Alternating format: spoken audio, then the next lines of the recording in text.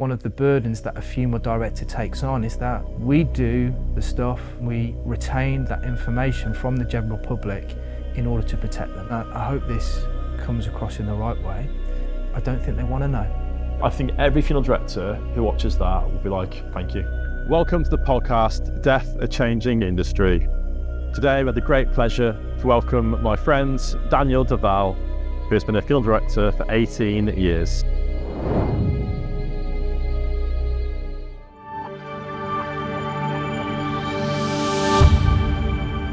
Daniel, great pleasure to be with you today. Thank you for joining us on the podcast. So there's lots of things I want to go through you today about leadership in the funeral industry, the changes and challenges we face, and also some of your most positive experiences that you've seen and felt. So firstly then, could you talk about and explain how you got involved in your family funeral services, Devall & Sons? Thank you for having me.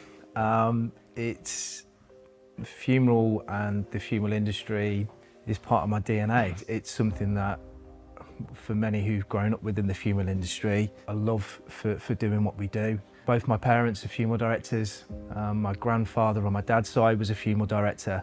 So there was quite a bit of heritage that stems back a few generations into the funeral industry. And I suppose whether it was subliminal or by chance, I came into the funeral industry. When I was younger, the plan was I was going to be a professional footballer.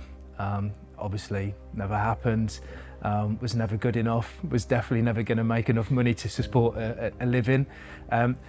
However, there was always this connection to the funeral industry. I grew up in a funeral home, so from early years I was after school, mingling around work, trying to find things to do, trying to keep myself entertained while mum and dad grew a new business. I spent a lot of time down at there. I did my work experience with dad. I think at probably the age of 13, 14, I maybe made the decision that, yeah, do you know what? I'm gonna venture into the family business. I then did my work experience and I joined the business full time at about 17. I was bearing on a funeral at 14 during school holidays and things. Yeah. First day of work, had a call, coroner's removal. As we know, the funeral industry is unpredictable. Everyone was out, there was me and another guy. Dad turned around to me and said, do you feel okay? Yeah, no problem. And yeah, I won't go into all of the details. However, to say it was definitely a baptism of fire would be an understatement. Yeah. And I think probably that has probably shaped what to expect. You know, that gave me the biggest insight into the world that we live in. I think probably for anyone who has grown up within the funeral home or having parents who are funeral directors, you have just this sense of understanding of what's needed and what's required.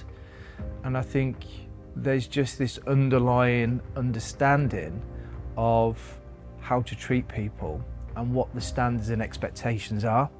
The phone goes like crazy and you go into character. And I don't mean to undermine what I mean by going into character, but I think as a funeral director you put on many different hats. Yeah. Every single day, and there is a character review within the funeral home. You know, I think if you were to try and be that same person throughout your whole life, it would be a very difficult place to be mentally. And you know, you go into character and you put on your good phone voice and you soften everything and you understand the right dialect to use, and very quickly you start helping people. And I think that's probably where my passion then truly formed, is when you see a benefit of your help, and actually how only a few words can really comfort someone. Listening and just taking your time with people and and giving them the support that, and at this point I hadn't suffered any bereavements myself, but you're just real and you're authentic, and there's a genuine desire to want to help people. I was arranging funerals and directing funerals then from about 18, 19, which was a challenge at times. It's very young, and there's also a perception when you at that age, because I had it as well, you have to work harder to build trust, because people think, are they capable of doing this at that age? And that's another challenge. Yeah, and it was a challenge that I actually really thrived on. It was a challenge that I think when you're a little bit younger, you're a bit more fearless. Maybe you're a bit naive to what other people think. I think there's also an element as well, as a point to prove to a lot of people, but also to yourself, because you've grown up in that environment, and also the parents are there. It's can you do it? And I've been there as well. I remember being at the pub and someone saying, when I was with my dad, you got some shoes to fill, you have, you know. Absolutely. I remember thinking, wow, that's some statement to make to a 16, 17-year-old. But I thought, well, it's either sink or swim, isn't it? Absolutely. It's like, well, watch this. Yeah, it most definitely. And for me as well, and I don't know whether this was the right mentality to have, but it was the mentality I had. I had a point to prove to the staff too, that you're not just the boss's son. And that was a big driver in kind of me really pushing on and going, well, no, I can do this, and I will. You know, I'm very thankful for my parents' guidance, and you know, without them I'd be nothing. However, I was very keen to make my own mark and create my own stamp and find my own way of arranging and directing funerals. Now, one of the main advantages that I had, which I'm super thankful for, is I got to witness how both my mum arranged funerals, how my dad arranged funerals, how some of the amazing funeral directors that work within our organisation arranged funerals. And I picked little tiny bits of every single one of them. And I'm really confident and really proud to say that I sit here now knowing that I've got a little bit of every one of those inside me. And actually my funeral directing style isn't engulfed by just one of their personalities. It's a little bit of everyone. And not just my parents, but some of the staff that work for us. And I think that is a pretty cool thing, is that my mum and dad have built such an amazing legacy that people are learning from the people that work within the organisation. And I think that is where the magic is. Well, that's true leadership as well. That's amazing leadership, and that's something that, you know, my parents were big advocates of. You know, we all manage one another and we all police one another, and every single person within the organisation, whether it's my parents at the top through to the housekeeper, we all play our part. And if every single one of those people, or if one of those people don't pull their weight, or we're not living up to the same standards, or we're not buying into the same vision, then all of a sudden the mechanism begins to suffer. So we all play our part. So yeah, I had a pretty rapid, I suppose, acceleration into a more senior role. A really difficult part of what I've had to go through was my parents separated when I was 25. They were both equally as important to the business. So managing that was a really, really difficult time for me. Because the business is them as well. They're part of it. They're sort of, their DNA's in the business. So that's even harder for you to be amongst it all. They were the ones beating the drum. And all of a sudden, and they were the oracles of the business, and they would be able to resolve any issue. And people would come to them and they'd sort it. And all of a sudden, and they were, despite their troubles in their personal life, within the working environment, they were spectacular together. They brought such great shade. My dad was the driving force. He was definitely the energy, and probably he was the innovator. Where my mum brought the elegance and those softer touches and those little non-critical essential things. Small details, which are really important. Which, I mean, they're everything. And that blend was a really great combination. So all of a sudden we were in a position that's no longer there. But actually, looking back now, from me on a personal development level, it was the best thing that ever happened to me. And that's a really difficult thing to say, because it was probably one of the most challenging times in my working life. But your main stability is basically shaken, and then it's a case of, who am I? How do I drive this forward now? Absolutely. Well, to be honest, I was helping my dad run the business. I would do a lot of the logistics at that point, so your diary and your fleeting and your general sort of logistics. However, I definitely wasn't managing people. I wasn't a leader, nowhere near it at that point.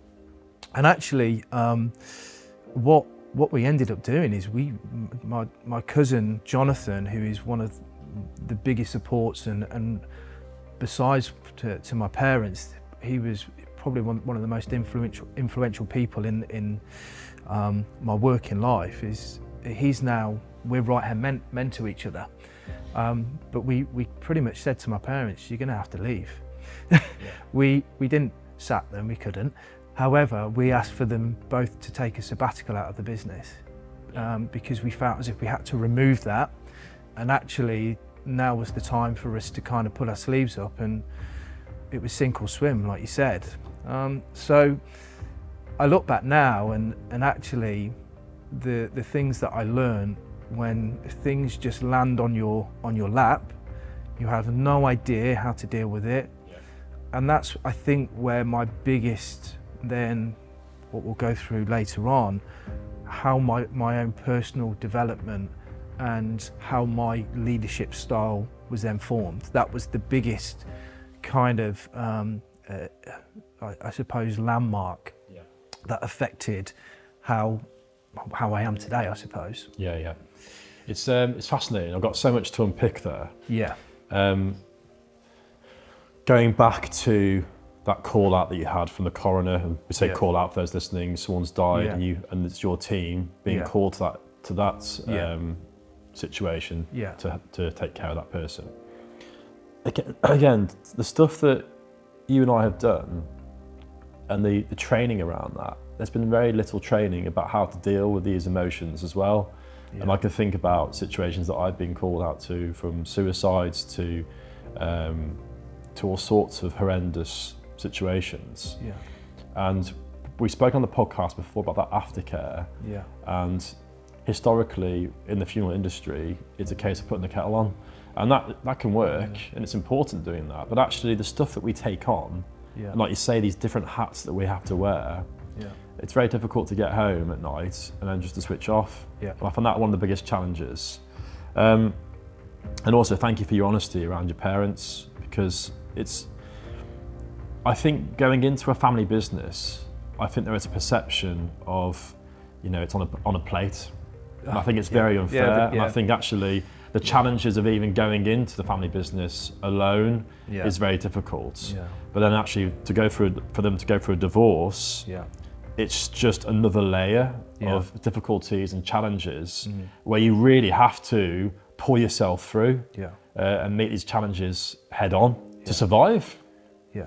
Well, what happens to a lot of funeral directors, and it's the same when a funeral director suffers their own family bereavements, we never mourn, we never grieve fully ourselves, because often what happens is you'll probably take a day off when the first initial bereavement occurs. You'll take on that bereavement yourself. Most funeral directors do, and you care for your loved one, and then you have to part that, and then the following day you're back in, and you're probably then looking after other families, and you're back to then supporting other people. And a little bit like when my parents separated, I think if that was a staff member coming to me, knowing what I know now, I'd be turning around and saying, take time off. You need to be with your family right now. Now, work isn't important as your personal life. We need to make sure that you're okay. And we would be the ones turning around and saying, you need to take time off. You need time out. but we never do it for ourselves. And you know, this isn't a sob story or get the violins out moment, it's just reality. And it's not something that I begrudge. I'm not remorseful towards that, because there's some other amazing sides of running your own business. However, it's not all plain sailing. No. And it is far more difficult than what people imagine. And getting home from work at 9 o'clock in the evening and then sitting around the dinner table at 10 o'clock at night because you've had a long day, and then you're then talking about the business and how we can make it better. And then you then go home at night and you're still awake at 3 in the morning with your notepad by the side of your bed and you're writing down ideas because you can't switch off. Yeah. That's where the side of the industry that you don't see. Yeah. Because, you know, I work with a business coach now, and that is someone that keeps me in check and gives me accountability. Yeah. And that's it's something that I strongly recommend to all leaders of any capacity, is to have accountability, because you hold your staff accountable, but who's holding you accountable? Yeah. And we often talk about default diary. It comes up all the time. Sort your default diary out. Make sure you have your week planned with all of this. And one of the biggest challenges that my coach and I had initially was, but you don't understand the funeral industry. And his was, well, it can't be any different to any other. But it is, when you have your complete day planned, you have everything logistically watertight, and you can plan every one of your members of staff day by the minute. And this is kind of how accurate funeral directors are. We know by the minute where people should be. And then you have 3 removals come in at once. Yeah. Or you then have sickness, or you have a vehicle breakdown. Yeah. Or, okay, well, I can't just leave that. You then, as the business owner or the business manager, may have to go and jump and find a hearse from one of your competitors down the road, and that's an awkward conversation to have. How do you manage that? Yeah. Excuse me, any chance you could give me a hearse? Yeah. Or it could be anything. And all of a sudden, your day's planned, and you've got within there, oh, I'm meant to be doing strategy and forecasting this afternoon, and actually I'm now a hearse driver. Yeah, and that's the thing about this industry. It can be, I think it is, so reactive, which is so frustrating, like you say, when it's getting more complicated to operate and run a funeral home. Yeah. And that's my next question to you, really, is the evolution of the funeral industry. Yeah. In that 18 years that you've been involved, what changes have you seen compared to when your mum and dad started it up? It's funny, when I was thinking about how we would talk about different things today, what came to my mind is rolling back maybe 10 or 15 years and having conversations with my dad, and often the biggest threat 10 or 15 years ago is you would be worrying too much about what your competitor was doing down the road. And it would be, oh, they've just had a new fleet, do you think we should update our fleet? And, oh, blimey, they're having an extension, or whatever that may be. Yeah. And we were completely obsessed, although you try not to be. You know, funeral directors have got this habit of becoming a bit too fascinated with what other people are doing. Yeah. Little did we know that roll on 15 years and COVID comes along, and actually we should have, it's obvious now, isn't it, when we think about it, the internet and online has changed every genre of profession. And I think there was an arrogance within the funeral profession, is that we were untouchable, and the funeral industry would never be affected by online and the digital presence. And little do we know that online providers, it's not your competitor down the road that's the issue. Yeah. It's the threat coming from your online providers. And the you know, I'm coming up to nearly 20 years within the industry. The last 3 years have been far more significant than the previous 16, 17. the way that the general public view funerals is something that is, in my opinion, changing every month. And this is how quick online and the digital age changes. You know, there's another part to it as well. So we've got a large funeral provider for an unattended direct cremation, and for those watching, just to clarify, that is when no funeral service takes place, and there can actually often be no contact with your deceased or loved one at all. That person is collected from their place of death, and then a cremation takes place with no connection points at all. So again, to see how the funeral industry, we were aware it was there, but how it's really 10 to 12% of our funerals are going in an unattended direct cremation. And like you say, it's no longer your competitor down the road who you're keeping your eye on. It's this national threat, really. So there's two parts to this, really. There's the business elements, but there's also the emotional element as well. People not being able to grieve. What's your thoughts on that? I think it's a super intelligent business ploy that the large online provider has capitalised on. The timing was perfect.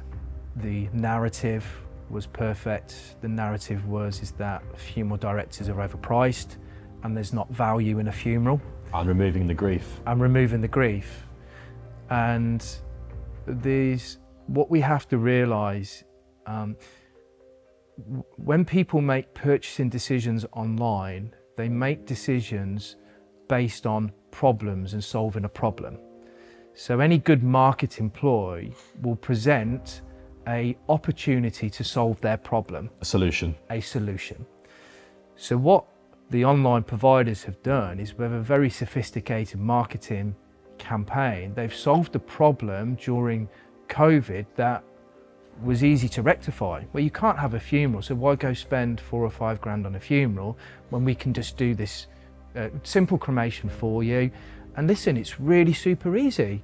And look, there's a great TV advert that's in a cartoon format, and it looks very simple, and it's really easy because you're used to buying things online like this. It's a contact form and it's a quick telephone call, and we handle the rest. Now, that was okay for a quick fix, kind of. However, what we've got to realise is that we're not in that same place now with COVID. And actually, what we have now taken away is the thought of the need for people to grieve. And actually, the need for people to grieve is more important than ever. We're in a world now where we've almost lost sight of the reason why we've been carrying out funeral tradition for thousands of years. In some capacity, there has been a funeral tradition of some description. Contact and connection. And actually, what we have to realise is we've got to get away from this. Funeral is not about the deceased. The funeral is not about the deceased. The funeral is about giving the opportunity to the people that love the deceased, more than anything, the opportunity to come together and to remember and to honour, and hopefully, one of the nice changes that we've seen, celebrate. And this is where I believe when funerals are done correctly, they can be absolutely magical. Beautiful, stunning and poetic. And this is where the sign of your great funeral directors then come in. You know, there's amazing funeral directors that understand that it's being creative. It's being creative. You know, I think that's the biggest change in the funeral industry. If you're going to be a good funeral director and have a good funeral directing business, you've got to have a good blend of staff in there. You've got to have your creative folk and you've got to have your logistical folk, because that combination is what creates the harmony of being able to be fluent and fluid in what you're trying to achieve. And that's a beautiful, call it what you want, it's an event. A funeral is an event. You know, People spend hours upon hours planning a wedding event and a funeral. I'm not comparing the two, but you understand what I mean, is that we can, with those little non-critical essentials, it's one of my favourite things, is doing things that we don't have to do, but make it even more special. And, you know, I think from my point of view, giving people an opportunity to come together. For the family, if you're a good funeral director and you build up a good enough rapport, you can get yourself to a point where you feel comfortable enough to be able to suggest things that aren't always going to be applicable. But if you can suggest things and put the idea in people's heads, and it may not be right straight away, they may go away and it might be 3 days down. Do you know that thing that you said? It didn't resonate at first, but now I understand it now. What can we do to bring that together? And then all of a sudden, this is where the rapport with the family then is coming into play. And something my dad told me many years ago is that a funeral service is something that people don't want to purchase. It's a very good point. And again, but all the work around bereavement awareness in schools, it actually ties into understanding about the emotions, because as you said, the service is about getting people together, and it's a platform then to enable you to move forward with your grief. And I can feel people who might be watching this who like resent the funeral. They're like, well, we don't want that. We want to have Dad taken to the crematorium and dealt with. It's easy that way. I can feel it. I can feel an element of resentment to what we're saying. But what I'm saying, why I know that view should be challenged, is because you and I aren't interested. We have an interest where somebody is in a month's time with their grief, or the following day with their grief. But what you and I do is we will put somebody in a better position with their grief in 10 years' time. And that's, you have witnessed it, and so have I. 100%. And with a mum who closed the coffin for the last time on her son who took his own life. These connection points that we provide, the funeral industry provides, the funeral director down the road, or the funeral director that's been there for hundreds of years, they will provide that contact, which enables you to move forward. So you and I, we've spoken before about this. We're not against an unattended direct cremation. Choice is so important. However, what you and I have always said is about people being mindful about what they are purchasing, what they are opting for, because these will have a lasting impact on your life. Well, the narrative that I hear a lot is, well, it doesn't really matter. I'm not going to be here, so you can do what you want with me. Chuck me on the compost heap. You know, we hear that often. It's something that's branded around a lot. Now we know that that's not feasible. However, a direct cremation is, and the problem is the Brits have got this really wonderful way of not being bothered. We're not too bothered about what happens to us. I don't want the kids to have the fuss. I don't want them to have the stress. Just get me cremated, I'll be cremated, that'll do me. Now, as we know from lots of studies, is the biggest decision driver for children is ensuring that they abide by parents' wishes, and even if they don't believe in it themselves. Now, we've had many families that there's been a couple. One of the couples has passed away, call it the husband. They've arranged an unattended direct cremation for the husband. Mum has then sadly passed away a month, year or two later, and the children have come back and said, we can absolutely not do that again. We can absolutely not do that again. We sat at home, we didn't know what to do with ourselves. We then got a call to say the ashes are back, and then that was it. We didn't come together, we didn't have a wake, we didn't do anything. We just don't even feel like we've had chance to say goodbye. Now, I think when there is a big family unit, the emotional sort of spider web runs deep, okay? It's not just the children, but what about the grandchildren? What about the siblings? What about the extended family? What about all of the friendships that that person, if he's in his 80s, or however old that may be, what about all the emotional connections that they've made with all of their friends and acquaintances and neighbours and so on and so forth? Actually, is a life not worth, if someone's, regardless of how long someone goes on to live, is a life not worth us coming together for an hour or two to remember that person?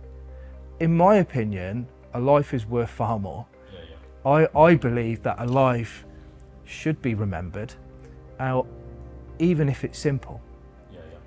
Just the format of people coming together to show solidarity and to evoke the chemical reactions of what happens when people who care for each other, there's a chemical reaction in our brain that is released that is of a caring nature, that we support one another. And actually what that means is that you can walk through that journey and that grief process and go through that grief cycle as a union rather than as an individual. And believe me, going through grief with someone else and having a support and having someone to hold your hand, regardless of how difficult it is far more easy than trying to do that on your own. And that's so well put. And again, back to this country, we seem to always want to avoid doing difficult things. But unfortunately, and the reality is, difficult things are really important. John, we can't just go, that's tricky, I'll leave that alone. Exactly. Sorry. We can't bury our heads in our sands with everything, in my opinion. And crying and having a bad day, that's part of life, unfortunately. You can't just avoid it. Having a happy day every day isn't possible. So it's a very false perception of what grief is, and you can't avoid it. Exactly. And I mean, and if you were to then relate that to the way that we go about life, if we were teaching children, okay, what are good morals and a good ethos to have in life, and how do we deal with things? Well, first and foremost, we don't avoid them. Okay. And secondly, we don't sugarcoat things. Life is not easy at times. And the harsh reality of it is that if we, from a young age, acknowledge that at some point, on average, we're going to have to go through 2 or 3 bereavements in our life. And for some people, very, very sadly, that can be significantly more. If we acknowledge that there's going to be some times with that, and that actually time does become a healer. We never get over grief, as we know, we just learn to live with it. And actually, human nature states that if we can use every one of life's obstacles as a lesson, and if we can learn from that each step of the way, as we get older and as we suffer more bereavements, perhaps human nature states that we may be able to cope with those bereavements just a little bit more. But the problem is, if we then brush it under the carpet and we don't talk about it, and it's grandma's here one day and she's gone the next, well, where's grandma now? Replacing the goldfish. You can't do that. It's impossible. We're never going to move forward as a society if we're not intelligent in the way that we go about talking about things. And listen, you know, I want to reiterate what you've just said. I'm not against it. And that's why I'm not against it. And actually, I'm probably speaking here more on a personal level, because, you know, if I was sitting here with my business hat on, I would be saying that we provide a service for every single thing and we can do it, you know. But I'm trying to give my own points of view and be very real with first-hand encounters that I've witnessed with my families and my staff who look after families on a day-to-day basis.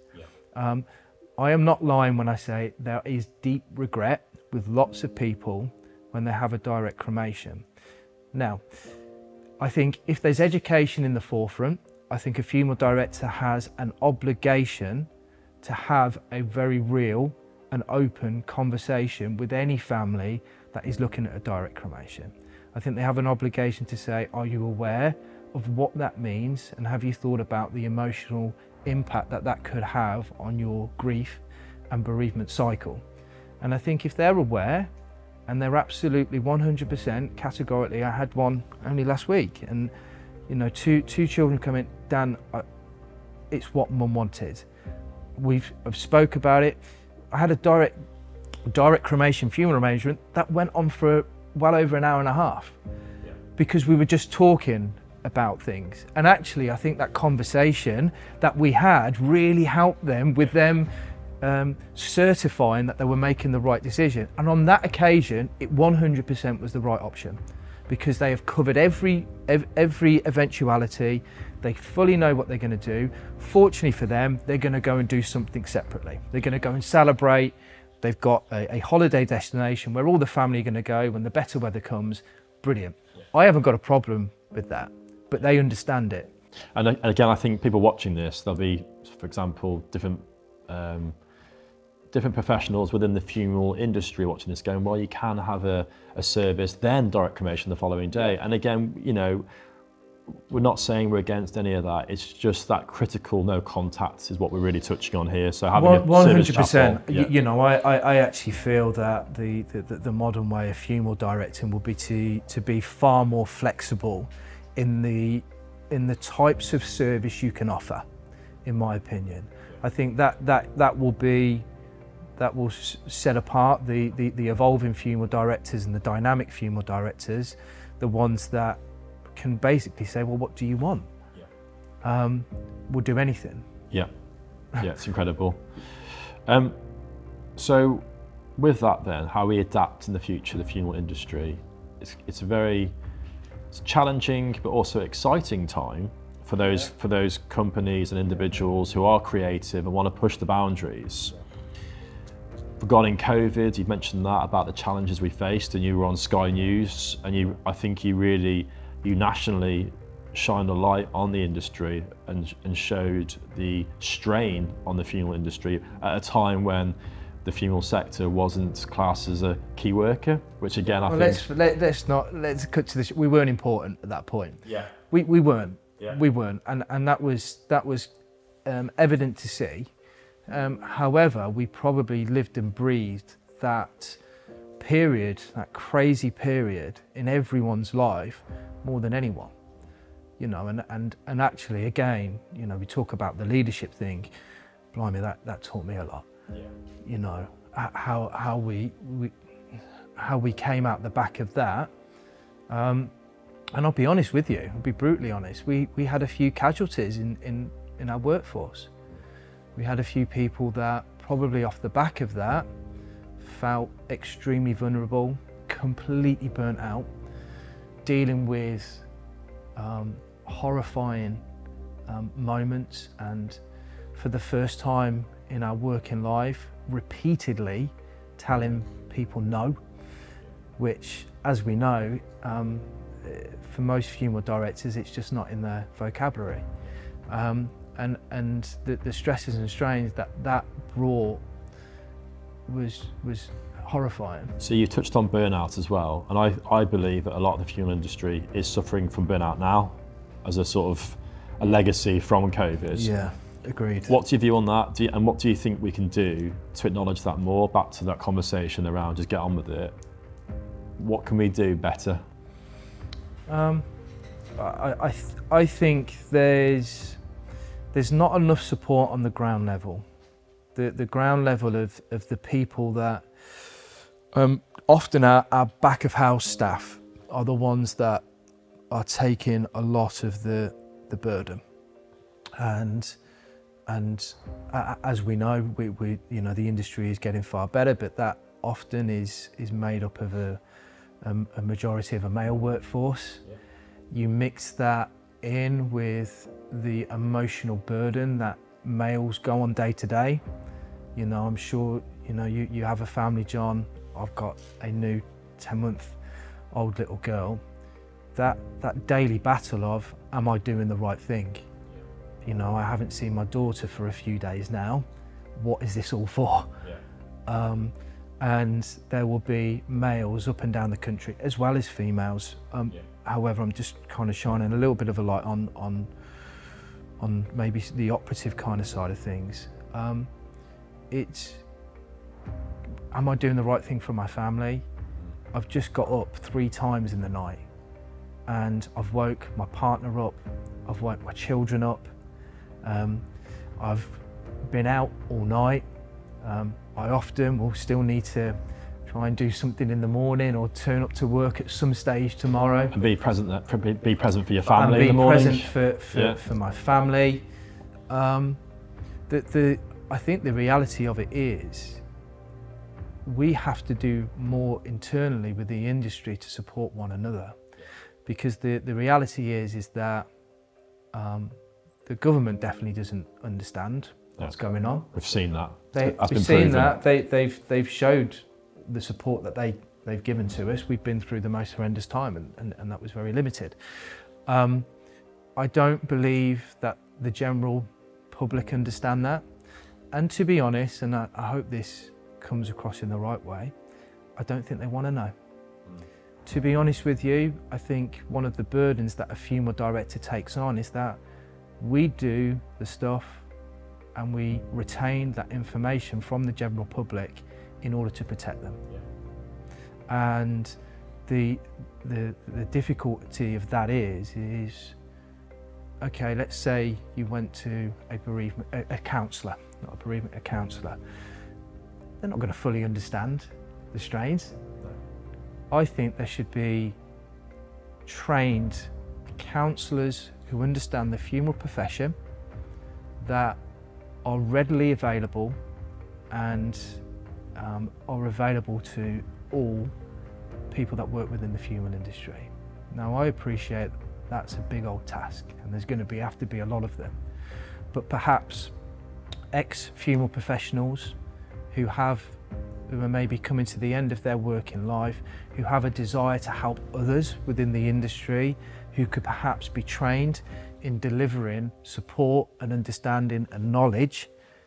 Maybe that's an option that we go down, but we have to do something internally. Yeah, we do. Because it's not going to be done externally. And hopefully, you said about historically, the funeral industry is always looking at their competitor.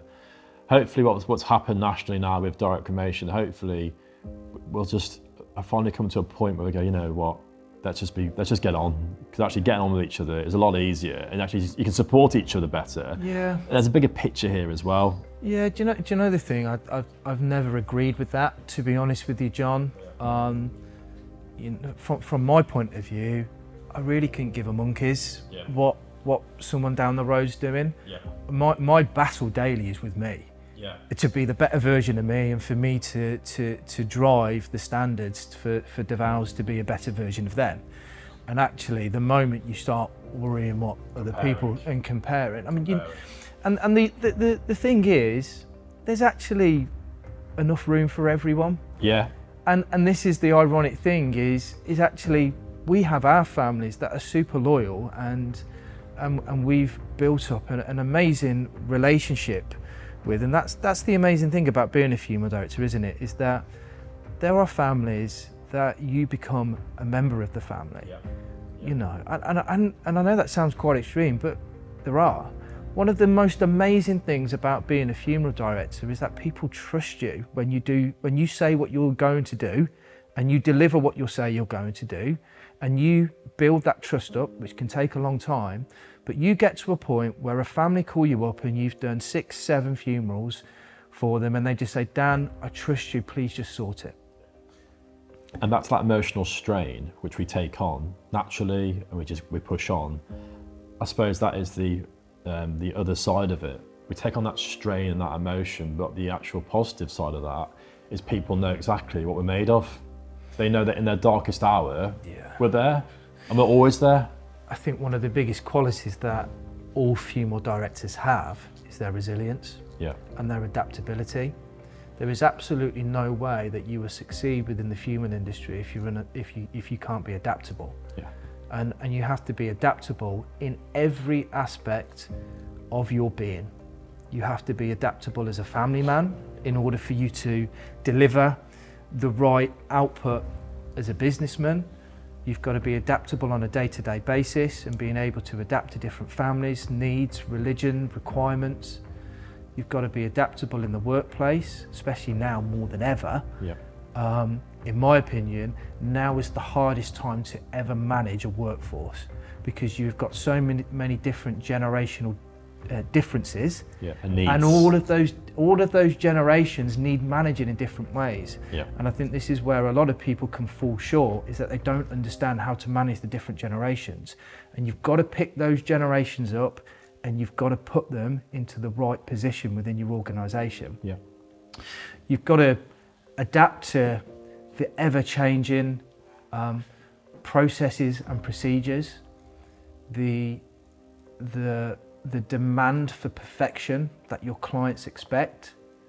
I mean, that is the one that it's either the absolute sweet spot or it's the thing that can keep you up at night. Yeah. Yeah. Because we've probably all had it where we've received letters of thanks and said, you've been absolutely perfect. And that is an amazing feeling. However, there's always room for improvement. Yeah, yeah.